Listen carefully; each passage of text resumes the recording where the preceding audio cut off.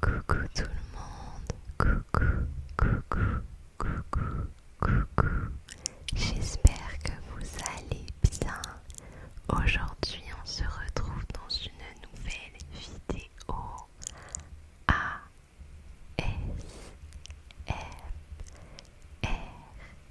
Donc dans cette vidéo, je vais vous présenter mes lectures du mois d'octobre. Donc il me semble que j'ai lu 9 livres ce mois-ci. Mes 2 semaines de vacances, c'est vrai que j'en ai profité pour lire un petit peu des livres parce que j'ai moins le temps quand je suis à l'école. Donc je sais pas si je vous ferai un bilan de lecture du mois de novembre parce que je sais pas si j'aurai beaucoup de livres à vous présenter, mais n'hésitez pas quand même à me dire déjà en commentaire si vous aimez bien ce format de vidéo ou pas. Alors avant de commencer, je voulais vous dire que j'ai un compte Vinted où je mets à vendre des livres. Donc si jamais ça vous intéresse, mon compte Vinted c'est Laura 10 25 28, Laura en minuscule. Et j'espère que vous trouverez des choses qui vont vous intéresser. Donc on va commencer sans plus tarder. Faut savoir que moi j'emprunte des livres à la médiathèque. Donc j'ai la médiathèque de ma petite ville on va dire et la médiathèque centrale. Donc c'est plutôt avantageux parce que comme ça me permet de pas débourser mes sous. Et les 3 premiers livres que je vais vous présenter, c'est des livres que j'ai empruntés à la médiathèque, mais que j'ai déjà rendus parce qu'il y a un délai à respecter qui est de 2 semaines. J'ai froncé les sourcils parce que j'étais en train de réfléchir si je disais pas des bêtises, c'est pour ça. Alors le premier livre c'est Magnolia Parks, tome 1 de Jessa Hastings. Alors je tiens à m'excuser, je sais pas si les noms et les prénoms se prononcent comme ça, mais moi je le fais comme ce que je pense être bon. Donc désolée, je veux offenser personne. Donc je vais commencer par vous lire un petit résumé de Magnolia Parks. Magnolia et PJ vous déchireront le cœur et l'âme comme personne d'autre. Il y a toutes sortes d'amour dans ce monde, mais il y en a un que vous feignez de ne pas ressentir, même si c'est bien le cas, même si vous le savez, même s'il occupe vos pensées dès le matin, parce qu'aimer quelqu'un ainsi est douloureux. Et si le temps vous a enseigné quelque chose, c'est que cela n'a aucune importance. Vous l'aimerez en dépit de tout jusqu'à la fin de vos jours. Elle est belle, riche, égocentrique, légèrement névrosée et appartient aux hautes sphères de la société londonienne. Il est le bad boy dont tous les paparazzi de Grande-Bretagne s'arrachent la photo et il lui a brisé le cœur. Pourtant, Magnolia Park et Paige Ballantine sont faits l'un pour l'autre. Tout le monde le sait. Elle sort avec d'autres personnes pour le tenir à distance. Il couche avec d'autres filles pour se venger. Malgré leurs vaines tentatives pour tourner la page, ils finissent toujours dans les bras l'un de l'autre. Mais ce cercle vicieux laisse des traces indélébiles sur leur existence. Alors que des secrets commencent à refaire surface, Magnolia et Beji doivent confronter la question fatidique: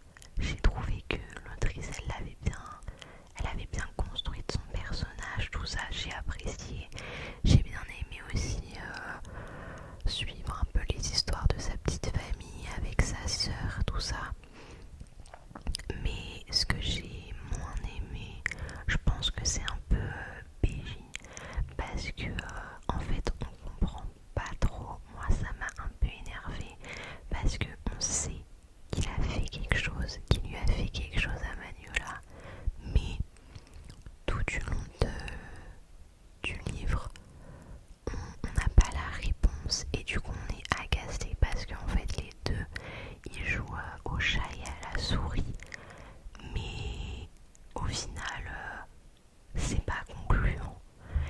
Et ce qui m'a aussi énervé, c'est que tout le monde court après Manuela, mais je veux dire, déjà je suis quelqu'un qui aime pas les triangles amoureux, enfin faut que ce soit bien amené, mais généralement ce n'est pas le cas.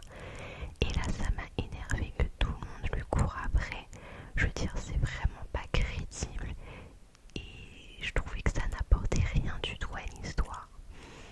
Donc voilà, mon avis il est un peu mitigé, même si l'histoire franchement elle se lit très facilement et très rapidement, mais c'était loin d'être un coup de cœur. Après je pense que ça peut plaire peut-être plus aux adolescents, adolescentes, dans la tranche d'âge, ouais, vers 15-16 ans, je sais pas, enfin je pense.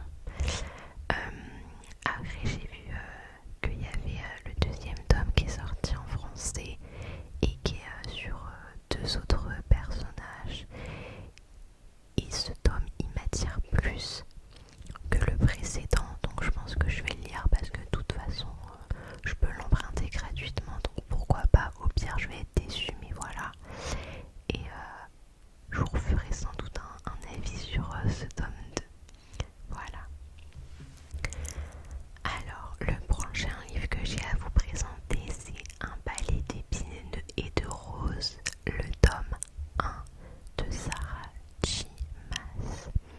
Donc, faut savoir que j'avais déjà lu au moins un livre de cette autrice que j'avais bien aimé. Et cette autrice, elle est quand même très connue, et dans cette saga, justement, du coup, je me suis dit que c'était peut-être le moment que je la découvre. Alors, je vais commencer par vous lire le résumé. En chassant dans les bois enneigés, Feyre voulait seulement nourrir sa famille, mais elle a commis l'irréparable en tuant un fée, et la voici emmenée de force à prison, royaume des immortels. Là-bas, pourtant, sa prison est un palais magnifique, et son geôlier n'a rien d'un monstre. Damelin, un grand seigneur fée, la traite comme une princesse. Et quel est ce mal qui ronge le royaume et risque de s'étendre à celui des mortels? À l'évidence, Feyre n'est pas une simple prisonnière, mais comment une jeune humaine d'origine aussi modeste pourrait-elle venir en aide à de si puissants seigneurs? Sa liberté, en tout cas, semble être à ce prix. Alors, le début de ma lecture, j'ai bien accroché, j'ai trouvé que dès le début on rentrait dans l'action, mais dès qu'elle est arrivée Feyre au palais, j'ai trouvé que le livre traînait en longueur. Il y avait quelques petites actions, mais franchement ça tenait pas en haleine. Je veux dire, moi personnellement ça m'a pas du tout tenu en haleine ce qui s'est passé. Moi je voulais juste en apprendre plus sur Amaranta, il me semble qu'elle s'appelle comme ça, et savoir qu'est-ce qui s'était passé, les causes de ce mal qui ravage le palais. Le troisième tome que j'ai à vous présenter, il s'appelle Wildlands, le tome 2 de Stacey Marie Brown. Donc j'avais lu le tome 1, et faut savoir que j'ai très peu entendu parler de cette série.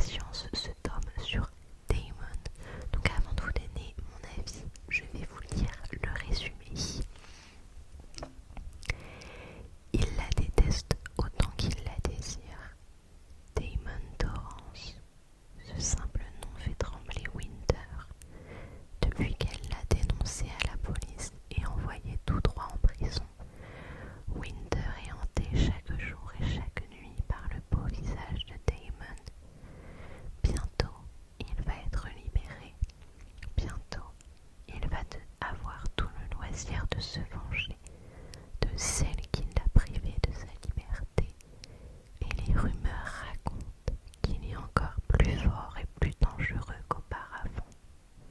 Alors c'est vrai que l'aperçu que j'avais de Damon dans les deux autres tomes, c'était quelqu'un de très dangereux, très torturé, très violent, et j'attendais vraiment de lire son histoire avec impatience. Mais j'ai été assez